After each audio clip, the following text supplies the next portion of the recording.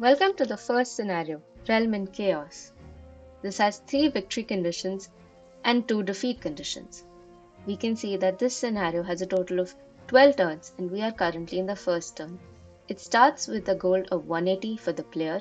The total number of villages on this map are 31, either for the player or the enemy to capture.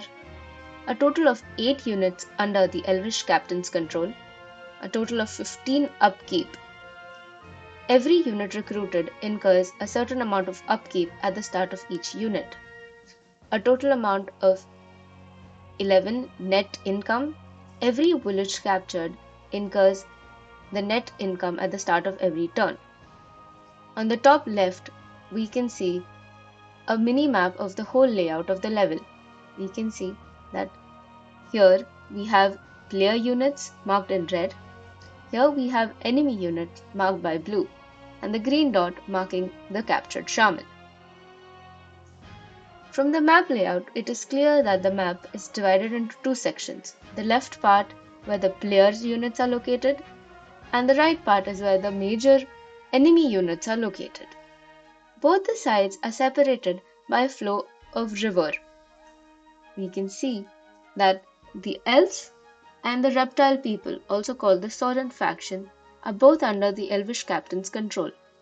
Both these factions are allies as to balance out the battle between the goblins and orcs, as the reptile faction are good on battle on land as well as battle on water.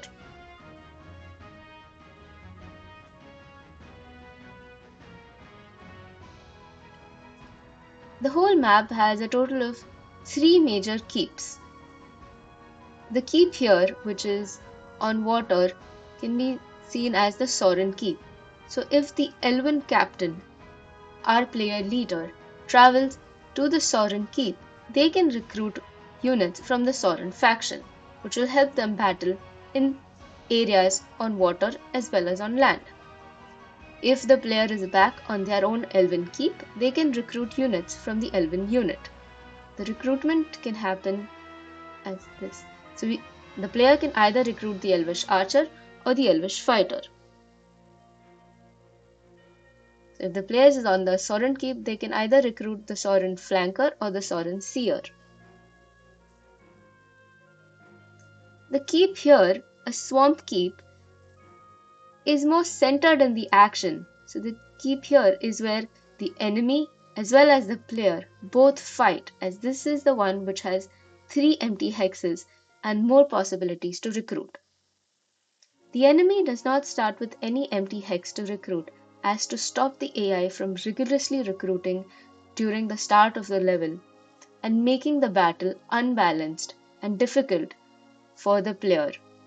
As this is also the first level of the campaign, I wanted this to be not so battle intensive and wanted the player to use more defensive tactics, and thus I have added forests near major keeps, villages, and bridges. The forest hexes allow the player a 60% defense against the enemies.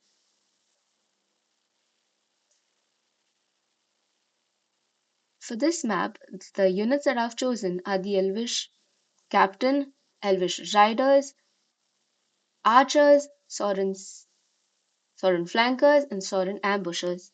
These are these units are particularly better against the orcs, grishes, goblins, and ravens, as they have ranged attacks and good mobilities. The elves are good at throwing arrows and resisting against the orcs and goblins' swarm tactics and the ravens' high mobility, balancing out the player stats and the enemy stats.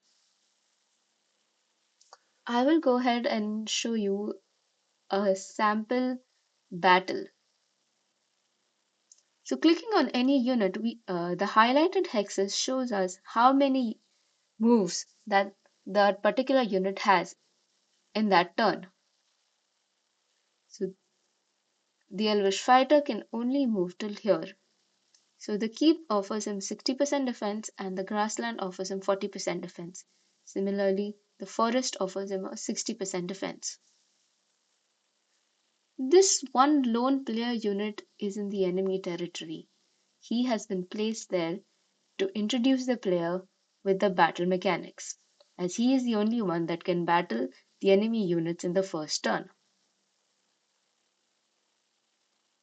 Okay, if he's on a village, so the icon here shows that if a unit is placed on a village, the village will be captured for the player side.